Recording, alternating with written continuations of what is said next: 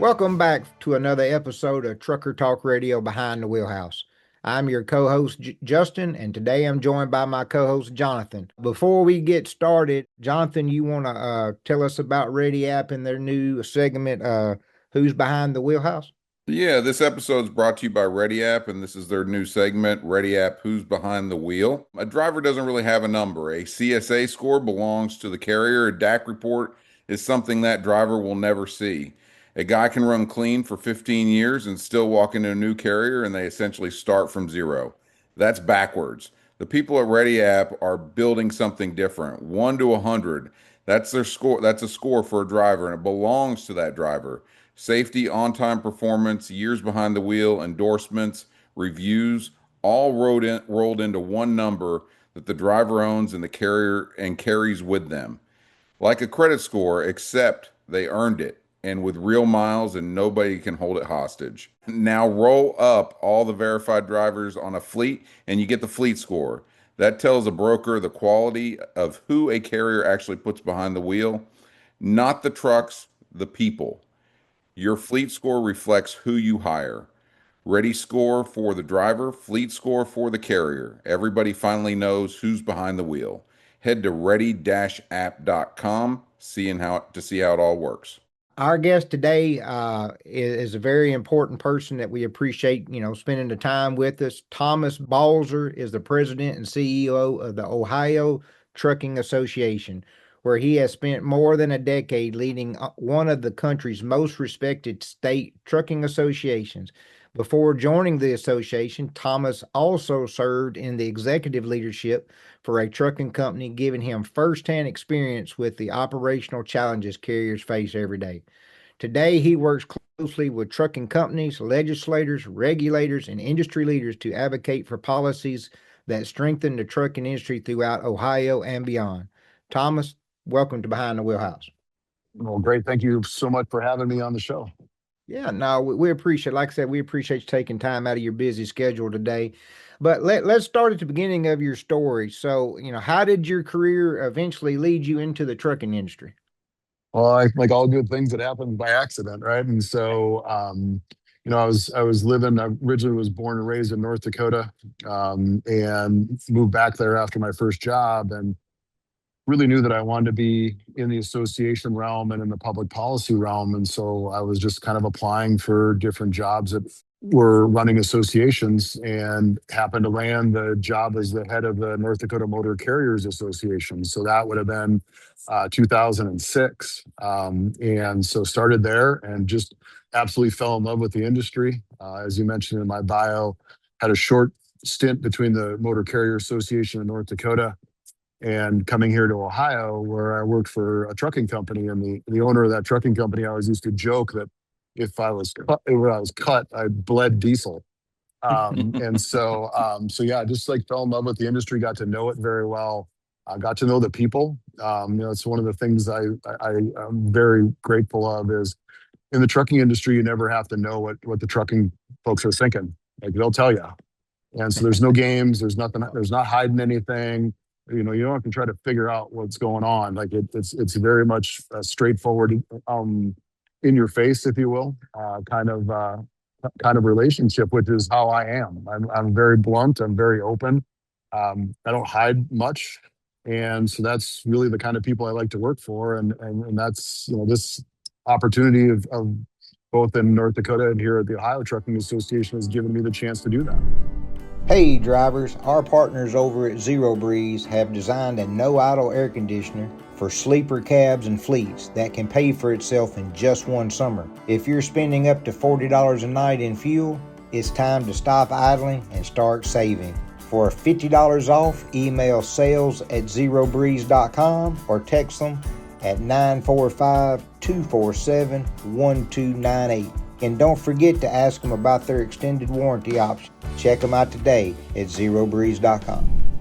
I think me and you'll get along very well. But Jonathan will tell you that's pretty much me. I'm a straight shooter and no filter. So Yes, he is. No filter. So I got to ask you something because you are a truck guy. You actually have your CDL. A lot of these association leaders you find often never have touched a truck. you actually drove. How much does that change the way you go to bat for your members when you're up there in Columbus talking to legislators? I'll be honest with you, it completely shifted my perception of everything the industry does. And that's the funny thing I tell people is, I worked and ran the North Dakota Association for 6.5 years before I went to the trucking industry. I thought I knew everything about trucking. And in the first week of being at the trucking company, I learned I knew absolutely nothing about trucking. And everyone jokes it's a simple business. You get things from point A to point B and try not to break it in between. But the reality is between point A and point B, there's a lot of things that can go wrong. And so I think that kind of changed my perspective. I got to see what the drivers deal with. I remember the first time I ever passed another vehicle when I was driving a truck. I had a pickup truck that thought I was taking too long to get back in the right lane, and I just happened to be looking at the mirror right when he jetted back into the right lane. If I wouldn't have been cognizant about my surroundings, I would have totally ran him off the road. It's a completely different perspective. And the other thing is it gives you an amazing amount of credibility where you can speak with that authority because you've been there, you've done that, you've felt what the wheel feels like, you know what it's like to pass another truck, the challenges of what it's like to be on the road, and dealing with the driving public. So it's not like you're just saying something that you read or somebody told you about, that you actually have that experience. And as anyone who's ever been on the road knows, you've got a lot of stories to back it up because there's a lot of stuff that goes on. Tell us some of those stories. So go back to the beginning for us. We've got a lot of drivers on here, a lot of fleet owners. Tell us, how you got started in trucking, where you grew up, and some of your experiences as a trucker. Yeah, I like I said, I got the job as in the association head in North Dakota.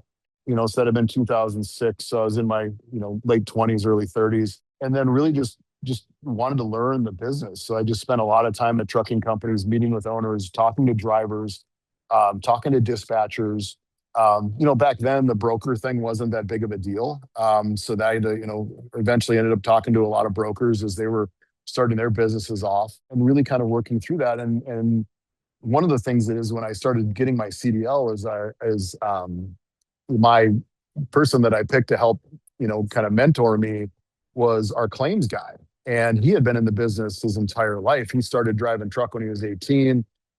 So you're on the road talking to him, like you had make up conversation, and we had a lot of in-depth conversation of how the industry has changed over the years, the amount of stresses that have gone on the drivers that they didn't used to have, and just the expectations we have of our drivers is beyond, I think, what anybody really truly understands. And I think the other big thing that got me is that when you're in it and you're driving truck every day and you're at the truck stops and you're at your shippers and receivers, that's the world you live in and you understand it very well, but you don't understand how the rest of the motoring public and the rest of the American public understands the vital role that you play. They just show up to a coffee shop or the grocery store or whatever and think that stuff just magically got there. And I think that was kind of one of the things is I am always the quickest one in the room when someone takes a swipe at a driver, that I correct them right away and really tell them. And I get myself in a lot of trouble because of my mouth, but I tell them how stupid that comment is and that they need to truly understand that. And I think that's one thing that is the industry, that we just do our jobs and don't really say much. And I think, as an industry, we need to really stand up as you're having conversations with people about what we actually do and the service we actually provide. Because I think as the country gets older, we lack the understanding of how the consumer products that we rely on every day get to where we're at. So yeah, I think that's one of the big things. And so it was a short time of the trucking company. I don't have a whole lot of miles underneath me. I was the guy who was always doing the hot shot kind of stuff where we had a load that had to go somewhere that we didn't have a driver to cover, that I'd be the one, I'd come out of the office and go do the drive. Right. But I think it's one of those things it's amazing to me. So you got your CDL to just better understand what the drivers were going through, really, and fill in Yeah. where you were needed. Yeah, I mean, because that's the thing is as an exec at a trucking company, like, how can you have a conversation with a driver about his or her safety performance when you don't even understand what a pre-trip Right. inspection entails, right? Yep. You can't say, hey, you're doing your pre-trip wrong and you don't even know what you're talking about. So Now, I wish that was something in the industry that would happen more, is where the drivers who have got 10 years or more, or even 5 years, are able to then get into the companies they worked for and become those, leaders and work in the office, because then you do get that perspective. When I had my agency, I always tried to hire truck drivers as my dispatchers. They could always talk to a driver and talk them into whatever was needed, because they understood the language or understood, where the truck stops were, or the where the customer is, and it just made everything flow, and then they felt more respected. So I totally, get what you're saying there, and that's good proof. So for our listeners who may not be familiar with, the Ohio State, Ohio State, we're thinking about football, but the Ohio Trucking Association, tell them a little bit about the organization and what y'all's mission is. yeah, so we're a over 100-year-old association that represents trucking companies. So our membership ranges from some of the big trucking companies out there, that are around the entire country and international, to the average size trucking company in our membership has 8 trucks. So we represent the small trucking fleets that are out there. We have very few one truck shops. We do have a couple here and there, but we're primarily there to serve the trucking companies that are fleet operations. And we go through and provide them a number of different options. One of the things is we advocate on their behalf. We make sure that the laws, not only here in Ohio but in the United States, are set up for their success, and that we also then provide them education to make sure that they understand how regulations impact them, how changes in regulations impact them, how to make sure that they understand how to operate their business in a profitable way. And we can talk about that with, it's amazes me that, most of the people don't know what their costs are in this industry, and they go out and they get a load offered to them for, X dollars a mile. Like, do they know that that covers their cost or not? And it was shocking to me that people didn't know. So we try to make people better at their business, and then we keep them informed of things that are going on a communication standpoint. So I always talk about, we advocate, we educate, and we communicate. Like, those are the 3 things that we do for our members to make sure that they know exactly what's going on in the industry, so that they can make sure that they're making their best business decisions going forward. Because as we know, in an industry like this, where you have low margins and really tight cash flow, any one little tiny mistake that you make along the way could be detrimental to you. So yeah, those are really the 3 main things that we do as an association. And then we have some fun along the way. And 2 of my favorite events that we have are our truck driving championships, which I do drive in, and do the pre-trip for. I've been slacking the last couple of years. And then our Driver of the Year banquet, which, we have 12 Driver of the Year finalists, and we pick a Driver of the Year for the state of Ohio. They get a big Super Bowl ring. This thing's massive. I want Awesome. one. That's a I want great one. idea. How do you guys pick those drivers? So we have a committee that goes through all of the applications. So we get anywhere between 60 to 100 applications a year. And so all those listeners that are out there that are in Ohio, make sure your company nominates you. But we go through those applications with the committee, and they narrow it down to the 12 finalists. And then at the end, they go through and pick one Driver of the Year. And it's interesting, because what you see a lot of times is there are drivers who have been nominated several times. Like, I think Steve Brand, who was our Driver of the Year 2 years ago, I think he was nominated like 8 years in a row. Daniel Clark, who's our Driver of the Year this year, I think this was his 6th or 7th year being nominated.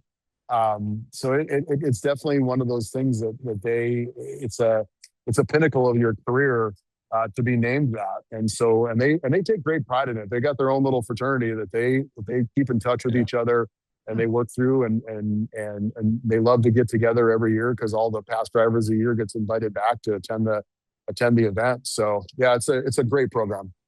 That's awesome. That's Yeah. something for drivers out there to strive for, and it's not done enough out there. These drivers aren't recognized the way they should. So it's great to hear you guys are doing that. The market right now is kind of a strange animal. Spot rates are running about 15% above where they sat a year ago, strongest year-over-year comparison. Since early 2022, the Sonar National Truckload Index jumped from about 310 in mid-May to 371 in late June. Rates are climbing even as diesel has actually pulled back. That's usually a sign demand is outrunning supply. Are your members feeling that as relief? Are they relieved? Are they wanting more? Are they, or is it more complicated than just the number? No, I don't think it's more complicated than just the number. I think we, as you said, we're in very interesting times in the industry, probably the most interesting times I've ever been through. And interesting when the economy kind of crashed back in 2008. I was in North Dakota, and that was the height of the fracking boom up there. So I really didn't see a whole dip in the economic impact on the association when I was up there. But now I've had to live through it. The last 4 years, we've seen the worst rates the industry's ever seen in 4 straight years, the longest rate depression that we've ever seen as an industry. And then all of a sudden, it's almost like overnight a switch flipped, and you're seeing these rates that are record highs. Hmm. I guess I attribute that to two things. I think number one, I think that the work that the administration has done to root out bad carriers, as well as to tighten up the number of CDL holders out there through English language proficiency and non-domiciled CDLs and all of that work that was being done. I think that had an impact on supply. But I really think the big thing for me, when you take a look at when the rates really flipped, was the C.H. Robinson decision that came out of the Supreme Court, Yep. where now brokers are liable in theory, right? Brokers are liable for the actions of the carriers they hire. And so that made a lot of the brokers take a very significant look. So, I mean, it's not just C.H. Robinson who was, the defendant in the case, but it's all of the brokers having to take a look and making sure that they're hiring good quality carriers. And, the work that you all are doing to make sure that the drivers are being ranked properly. Like, we're long overdue for all of that, because it just, like, relying on the government data, which right now, because of their switch to Modus, like, none of that data is relevant anymore. Like, you can't go to Safer and get relevant data. Like, that system's not in. Yeah, I mean, and I do want to get into this a little bit. Like we had on Highway, we had on Michael Caney, Chief Commercial Officer with Highway, and we're talking about the Safer scores and the CSA scores, and it's all based on previous data. And what the team over at Ready App's trying to do is put together a scoring system that scores these drivers based on real live data, and that score stays with those drivers. And then the fleet score is reflective of all of their drivers on their current roster. Now they can't just make changes and, like, immediately adjust those scores. It's kind of like a credit score where it updates every 30 days, and there's certain things that need to be verified, but it's amazing that we haven't had anything right now like that really gives an accurate picture of who the broker is really working with and looking at. I think I am, I come originally from the broker side. I started at a large brokerage, one of the largest brokerages out there, and I think they put the cart before the horse with this ruling. But hopefully, the people at Ready App can provide a solution that's suitable for these carriers or these brokers, because one of the things that they talk about is vicarious liability. Is that, are you doing too much digging? And that's something that we talk to brokers about. They're worried about doing too much, and then they're saying, but yet, are we doing enough? So, what are your thoughts on some of that? Well, and it's interesting you bring that up, because I've worked a lot with TIA over the years. The Bob Voltman, who's their previous executive director, and I are really good friends. And the frustrating part, I think, for brokers is they don't have a reliable source of information to judge a carrier. So a carrier calls in and says, "Hey, I want to be put on your list." Like, how do you go through and vet them out, especially if they're a newer carrier, or in worst case scenario, they're a chameleon carrier who just started up yesterday, based off an old DOT number. And so I think that the problem is the data set just wasn't there to be able to give brokers a comfortability level to know, okay, I'm hiring this carrier. I know based off of this data set that they're, they have met this certain threshold that we've designed. Mhm. And you can't really rely on CSA scores because there's a lot of things in CSA that are a suspect. Like, the age-old example we always use is here in Cincinnati a number of years ago, there was a truck that was going down South 71 and through a construction zone, and a bridge literally fell from the sky and landed on the truck. And the truck hit it, and the truck got cited. The truck CSA, that company's CSA score, got dinged because a bridge fell out of the sky onto their truck. And so it's like, wait a second, like Unbelievable. this system isn't working, Yeah. And so, but it's what the government has. And the other thing is, and I've talked with Administrator Barr in great detail. He's frustrated. He is doing everything he possibly can to start getting this data flowing better, to get the computer conversion happening. So this data is available, but there is all these things with data queues and all this other processes in place that just really make that an unreliable source for real-time information. And so I understand the broker's frustration in knowing that, hey, we don't really have a place that we can go to that can tell us if a carrier is a good carrier or not. And we're trying to fill 1,600 loads in an hour.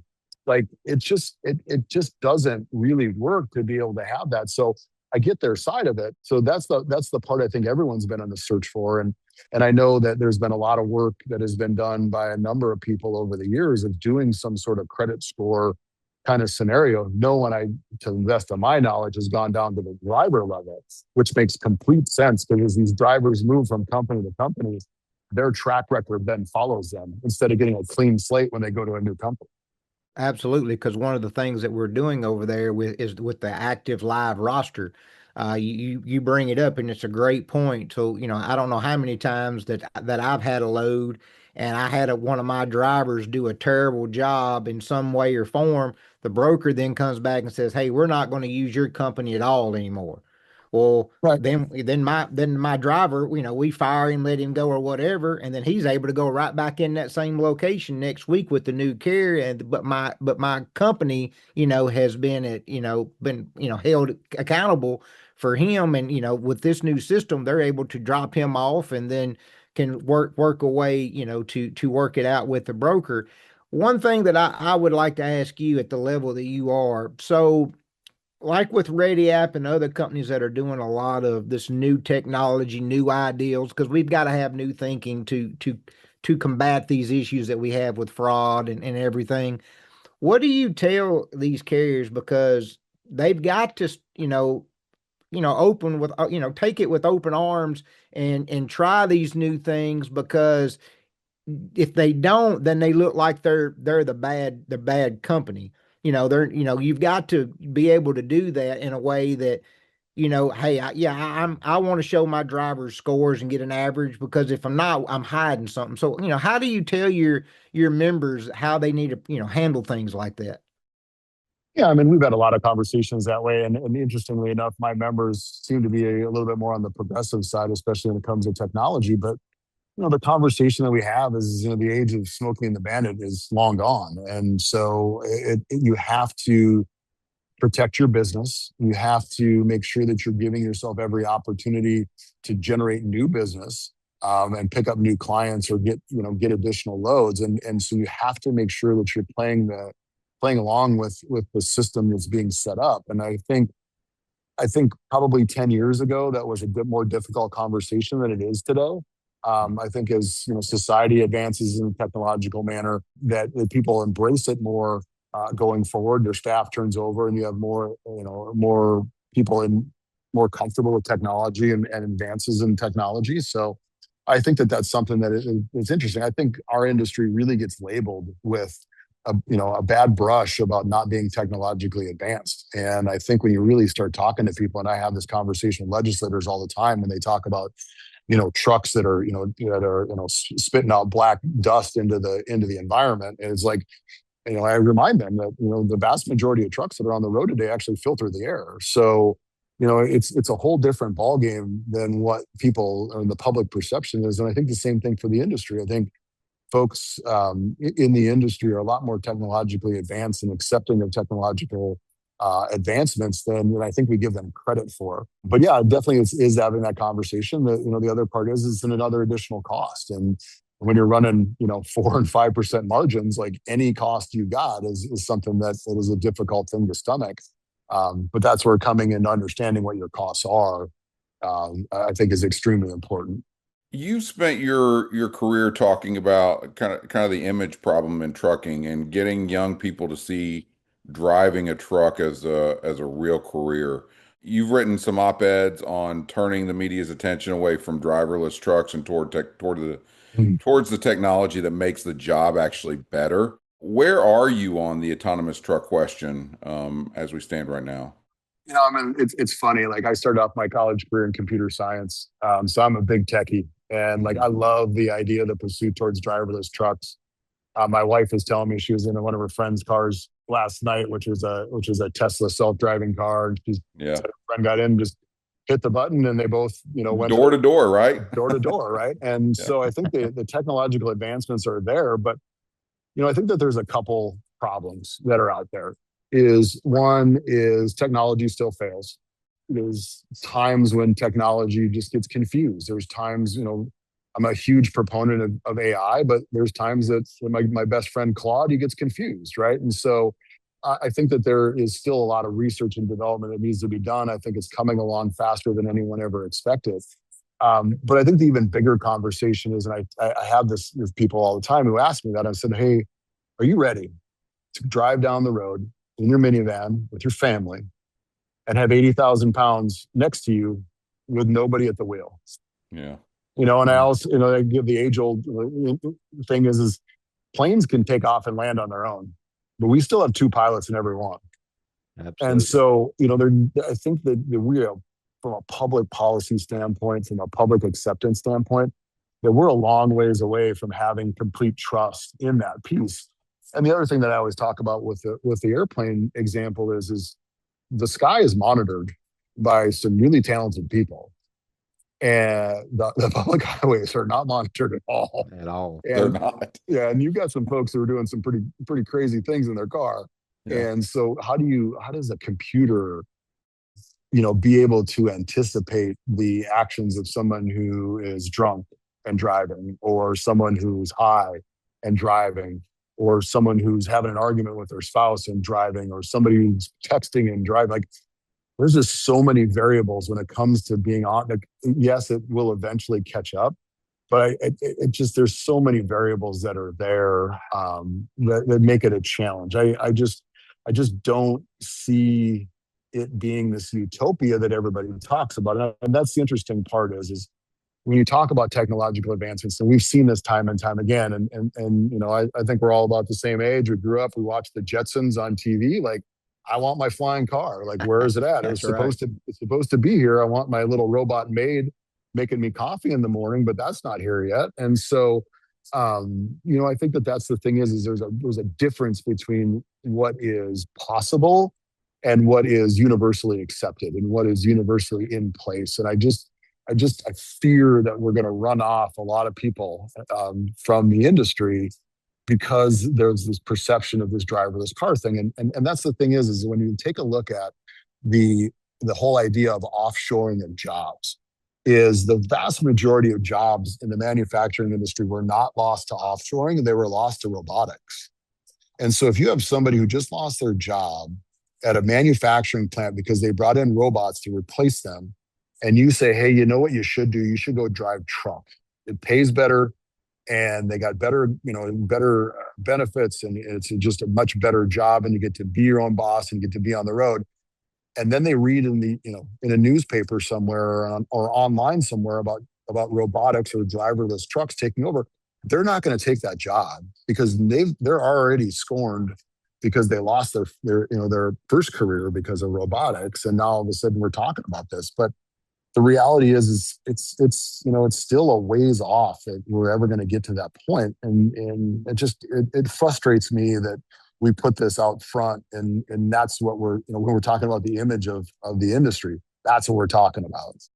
Yeah, and it's changing like every minute right in front of us. I mean, like just the other like few weeks ago, I guess a few weeks ago, I saw that there's a company out there, can't remember the name, but they're essentially having driverless trailers. So these companies like Kodiak and some of the other ones that are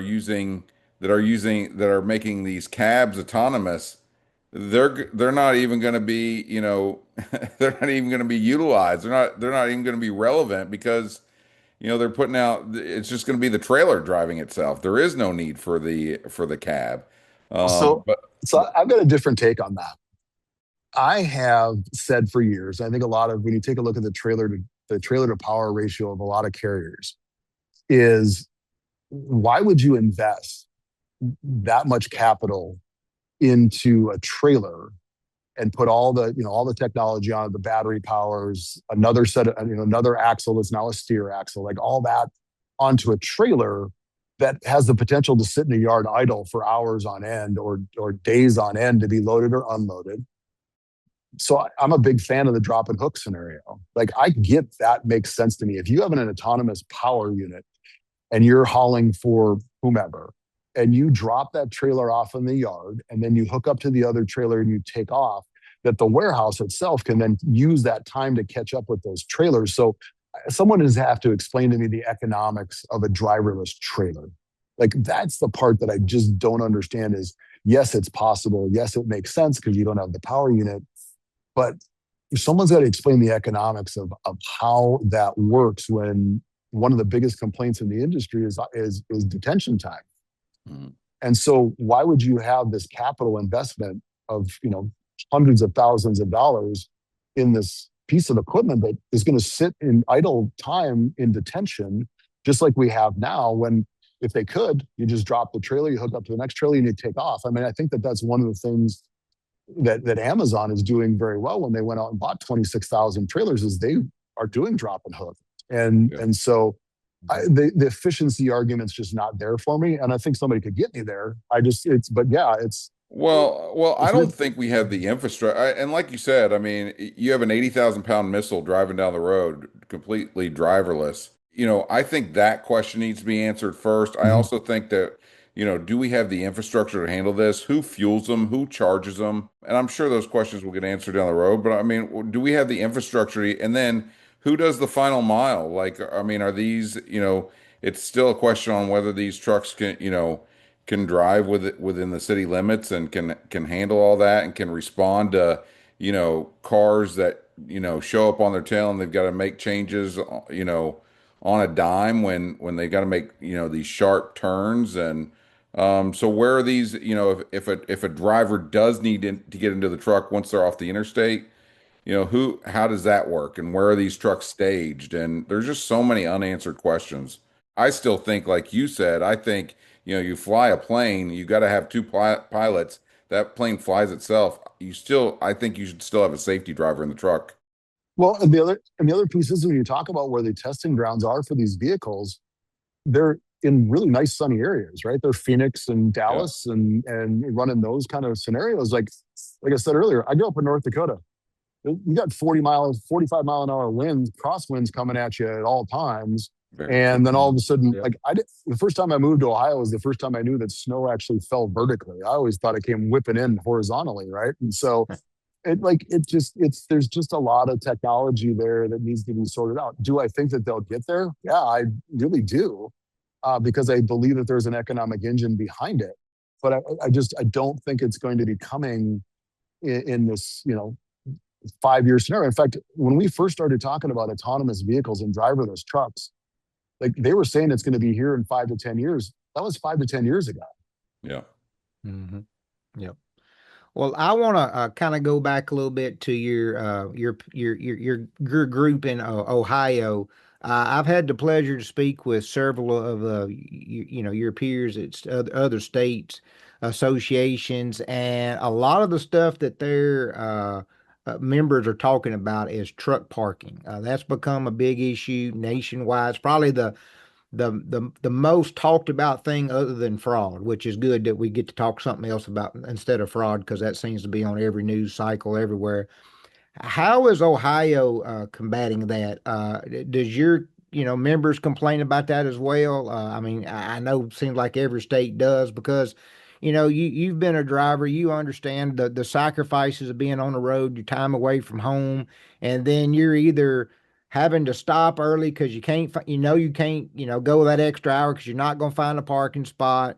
Spend 45 minutes, inside of a truck stop trying to find one, or you're parked on the side of the interstate, which is not safe, or you park somewhere else that doesn't have a restroom or even a vending machine. Is that one of the main things that y'all are trying to combat there in Ohio? Most definitely, and I think it's the top of the conversation. I think when you take a look at the ATRI study about the top trucking concerns, when you take a look at the driver side of it, the drivers actually rank truck parking above their own pay. That's how big of an issue it is. Wow. When you know someone is more concerned about their truck parking than they are about what they're getting paid, that there's a problem. And so we've been harping on that for years. And we were very fortunate in the last round of the budget that the Governor DeWine and his team over at DOT, Pam, who's the director of the Ohio Department of Transportation, who did a masterful job of navigating through the legislative process, $150 million for truck parking here in Ohio. So to give you a frame Nice. of reference, Congress just passed $150 million for truck parking for the entire United States of America. We Yeah. have 150 million that we have here just in Ohio that our state put up. And I believe that we're still going to continue to put up even more money towards it because it's such a big issue. And when I told legislators is if you want Ohio to be this, this distribution center and distribution mecca that you all talk Absolutely. about, like you've got to put your money where your mouth is. Like this, there is no technology that solves this problem. This is an asphalt problem. It is not a technological problem. So we went through the 150 million were spent on all locations that the state owned, that the state had property, so they could get a quick turnaround on getting those parking spots open and readily available. And we're going to continue on that push to make sure that we have the adequate truck parking. And I think the biggest thing, and I think the reason why the drivers are seeing that is I had Geotab pull me the information from their electronic logs that showed how many hours an average driver drove. So as we all know, right, you have your hours of service. You can drive 11 hours, well, actually 10 and a half hours in a day, right? So the average driver drove about 6 hours a day. And I think a lot of that has to do with them making the decision to not drive any further because they make sure that they Because they're find truck worried about parking. finding a spot. Yeah, Right. Right. they got to know if they have a truck parking spot or not. So they're going to take the new one that they know they have and limit their efficiency just to make sure they have a truck parking spot. I was just my family lives in northern Kentucky, just across the bridge from Cincinnati, and I was just there, and it's scary. I mean, right along I-75, I'm sure you know it well, the Richwood exit, Florence, Kentucky, Florence, y'all. There's right along I-75, there are trucks lined up for what, a mile and a half, maybe even more than that on the interstate at night, and it's so dangerous.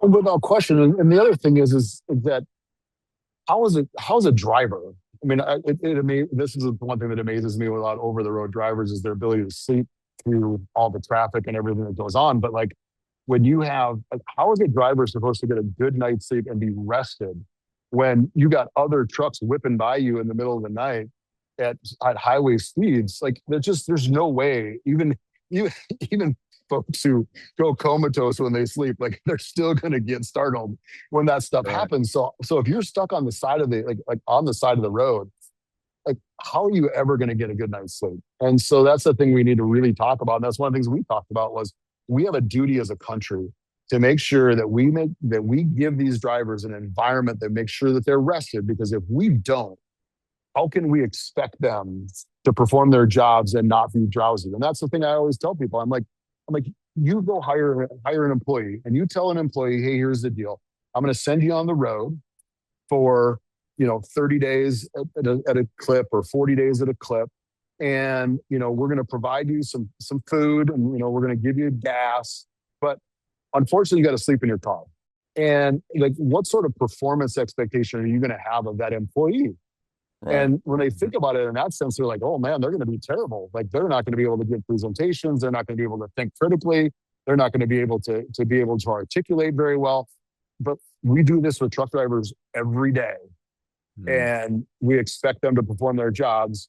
in these environments when we don't do what we need to do to make sure that they have what they need to do. So, we've got all this technology now and places are charging for parking. And I agree with you, margins are very low for these trucking companies. But are we getting to a point where carriers need to really see that they need to pay for parking?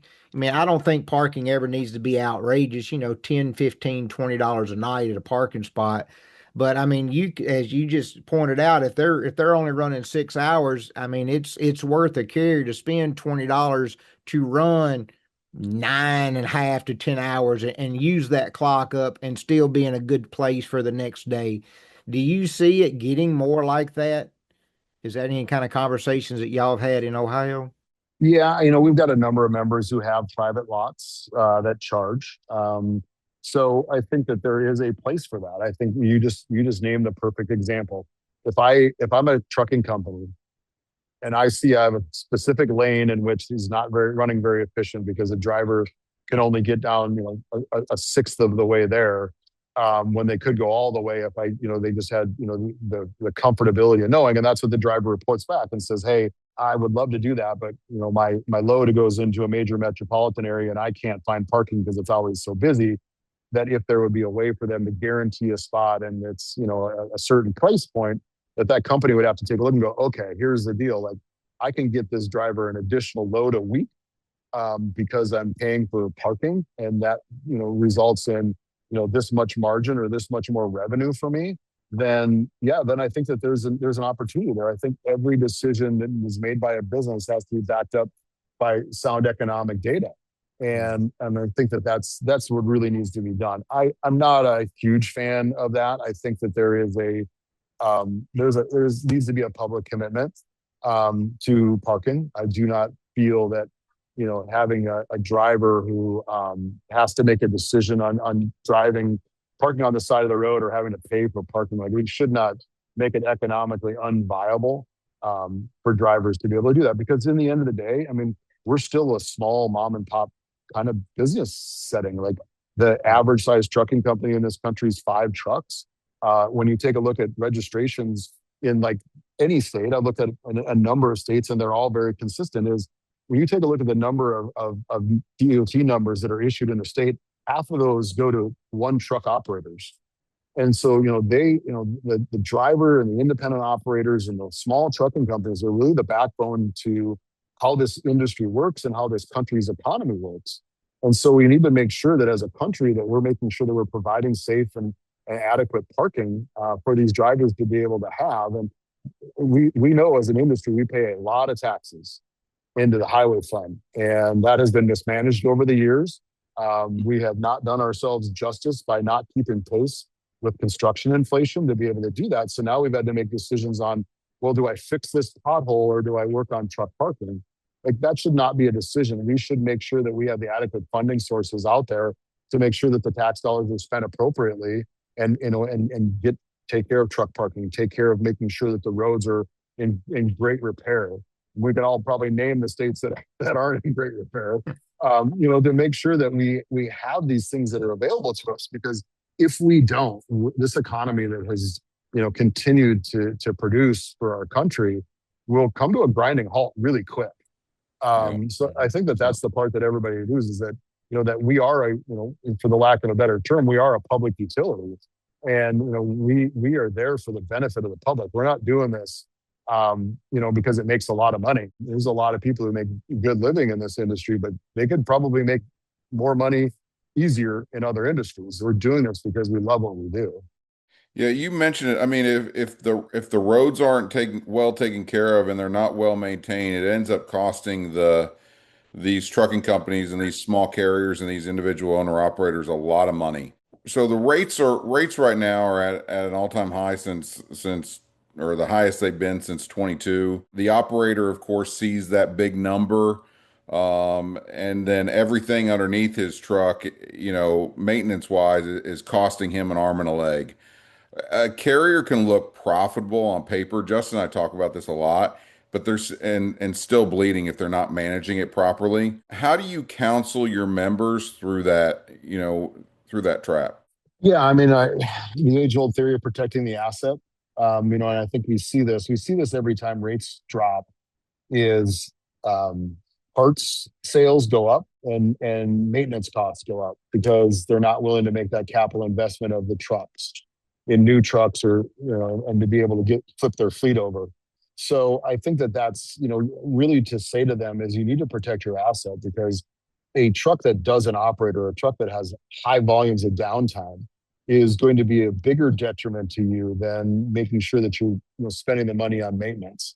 And that's the challenge. And you're seeing a scenario that plays out where a lot of the large carriers are running underneath warranty, and they once it gets out of warranty, then they sell it off to somebody. And there is a tendency in those scenarios to not have the maintenance kept up or running through those pieces because it just costs too much. And so I really tell them, I'm like, hey, like you can't sharpen your axe. Like you can't cut trees if you don't have a sharp axe. So you need to make sure that you spend time sharpening your axe and making sure that your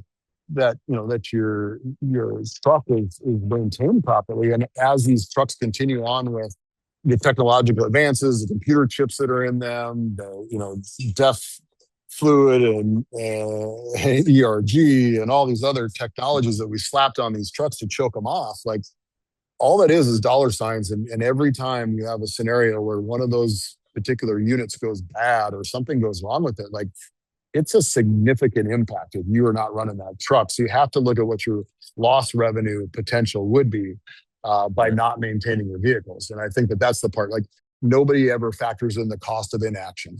And so the thing is there's a huge cost of not maintaining your trucks because when it goes down and it's down for a long period of time, parts are hard to get. You got a tow bill that comes with it, which you don't even want to have that conversation. So that's the thing is that by maintaining your trucks and spending that money up front to making sure you do that, you're avoiding the inevitable costs that come with a broke down truck. I want to ask this. I ask it to every guest, but I want to change it up a little bit because we talk about negative stuff in the industry all the time. I mean, that's just unfortunately the name of the game these days. But I want to ask you about the future. 3 to 5 years. What opportunities excite you the most for the industry? What excites me the most is that going through the rate depression that we've had for the last 4 years, that the carriers that survived are the carriers that are truly committed to the industry and doing the right thing and doing it the right way. And as rates come back up, the one positive thing that I hope comes from that is that shippers realize that investing in good carriers and investing in carriers who care and investing in carriers who deliver are extremely valuable. Instead of continuing to look at the industry as a commodity where they can cut a deal or mid-contract, they can try to renegotiate rates or whatever the scenario may be, that I think that we really have a base group of carriers out there and drivers that are out there that are really committed to doing this industry and doing this kind of work, that those are the folks who are the ones who drive the future of what the industry looks like.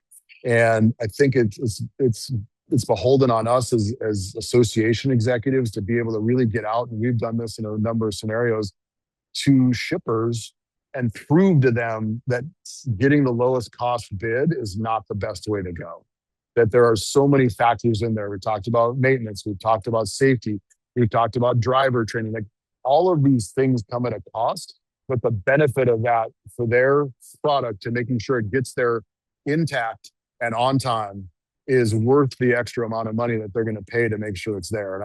And I hope that this whole process has showed that they've dealt with a lot of really bad carriers over the years because they were cheap. And instead of going, okay, you know what, maybe the cheapest isn't the best, that's the positive that can come out of this is the carriers that we can employ now, that we can solicit relationships now and contracts with now are the carriers that we want to do business with. So before we close out here, I got a two-part question. What is the fight that you're most proud of at Ohio Trucking Association, and why should a carrier and or a driver consider joining your group? Yeah, God, I wish I could narrow it down to one. That's the thing is I guess I've always looked at my legislative process and my legislative strategy as we talked about, football at the start of this, right? Is a great offense is your best defense. We talk about, how much time we spend, and we spend a ton of time fighting issues. We're not reactive in what we do. And on our website, you can even download, we have what our wins have been from a lobbying standpoint. And we also then marry that with another document called What's Our Priorities? What are we looking for next? So that we are always on the offensive. We're never backing down. We're never playing defense. We're not trying to see what happens to us, that we are being extremely aggressive in the work that we do. So, we put into place a number of years ago, like what constitutes being an owner operator as compared to a company driver. And it's funny, when we did this, I think a lot of people were wondering why I was doing it the way I was, because it was actually cited towards, the drivers themselves. But we've had a lot of scenarios in which drivers are being abused because they're being classified as owner operators when they're really not. And they get themselves into these scenarios with these carriers who are taking advantage of them. So here in Ohio, we have a 7-step process that you have to hit all 7 of those things to be able to be considered an independent contractor. And so these are all things that are widely accepted in the industry, but are not always followed. So that's a huge win on that. We've got some big wins on when it comes to towing and towing legislation, which we continue to go after. Our latest one was we now can get a situation where we don't allow freight to be held hostage for whatever number the tower wants to hold. Is that if they give you a tow bill and it's $70,000 and you think it's only worth 10, that all you have to do is give them $10,000 and a bond to cover the rest, and you argue it out in court. Like, we don't, so you can get your freight back, because in the end of the day, the freight we don't own. That's the shipper and receivers who own that. So you can't hold that hostage on us. The towers do that all the time. So we've got towing legislation that's in there. So we've had a number of wins over the years that we've really hammered on. And that's the thing is it's because we're aggressive on the offensive. And I think when you ask about the question of why should someone be a member, it's because we're the ones that are out there every day protecting you from the things you don't know is going to happen to you. The best legislation that I've ever had to deal with is legislation that no one has ever known is there, because it never saw the light of day. Because we have the relationships there that we can be able to do that. We have the relationships that can help you answer questions before you get yourself into trouble. That we can help you clean stuff up because we can get you your answers. Or maybe the scenario where you're in a situation where you're getting told by an agency, you can't do these certain things, and we can be able to intervene and say, yes, they can. And this is how they do that process. Like, that expertise in this industry, because it is so vast and so convoluted at times, is something that is invaluable. And so for the cost of, for the cost of a few $100s a year, like, that's the kind of things that we do to make sure that your trucking operation is protected and you can run and do what you do best. Because let's be honest, nobody does politics well. That's the truth. Very, very, very well said on that. I need that on a shirt. Okay, we need a whole show on that one. Exactly. Happy to come back. Well, Tom, we appreciate everything you and the Ohio Trucking Association are doing on behalf of trucking, and especially from what it sounds like on the driver side of it, for sure. And we appreciate you spending some time with us today. I know you're busy, so we're gonna let you get back to the legislative side of the industry. But before we do, I know you've kind of just talked about it, but let everybody know how they can find Ohio Trucking Association and number, email, and website and stuff. You bet. Website is ohiotrucking.org. You also go to joinota.com, where you can sign up right there. And then, other than that, all of our other information is wide open and widely available at those 2 places. Awesome. Well, again, Tom, we sure do appreciate you taking time out of your day. Yeah, thank you. Everyone, thank you for joining in and with me and Jon and on another episode of Trucker Talk Radio Behind the Wheelhouse. If you enjoyed today's conversation, be sure to subscribe, leave us a review, share, follow on all our socials. We're everywhere now. So we appreciate y'all doing that. And until next time, stay safe and keep the wheels turning, and we'll see you down the road on the next episode. See you, everyone. Thanks, Tom. Drive safe out there. Hey, thank y'all. It was great. Today's episode is sponsored by Gray Cross. Every day, professional drivers make sacrifices that most people never see. Long hours, missed holidays, time away from family, and the responsibility of keeping America's supply chain moving. Gray Cross was created to support those drivers and their families when life takes an unexpected turn. By providing assistance, resources, and support during the difficult times, Gray Cross helps strengthen the trucking community one family at a time. Because behind every truck is a driver. Behind every driver is a family counting on them. If you'd like to support the mission, visit graycross.org to learn more. Donations are always appreciated, but simply sharing their message with others in the industry can make a tremendous difference. Gray Cross, supporting the people who keep America moving. Today's episode is brought to you by ReadyApp. Trust is the one most valuable asset in transportation. That's why ReadyApp created Driver Verify. Driver Verify helps carriers, brokers, and transportation companies gain greater confidence through verified driver identities, professional credentials, work history, and onboarding visibility. Drivers can securely maintain CDL information, endorsements, certifications, and employment records all in one professional profile. As fraud continues to impact the transportation industry, verification has never been more important. ReadyApp, verified drivers, trusted freight. Go check them out at ready-app.com.